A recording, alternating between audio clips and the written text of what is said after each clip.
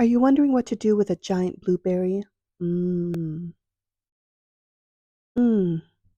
Your ingredients are giant blueberries, vanilla, eggs, honey, orange marmalade, almonds, milk, sour cream, sugar, salt, and flour. Preheat the oven, 4 tablespoons of butter in the skillet, eggs, vanilla, sugar, salt.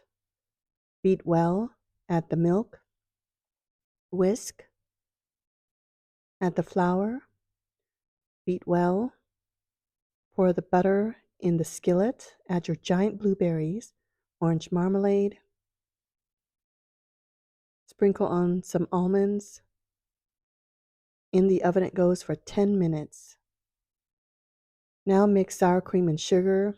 Mix it really, really well.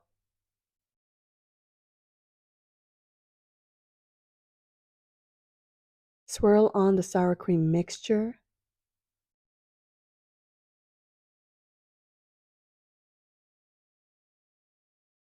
Back in the oven for 15 minutes. Voila. Drizzle on the honey. Sprinkle powdered sugar. And enjoy. Mmm.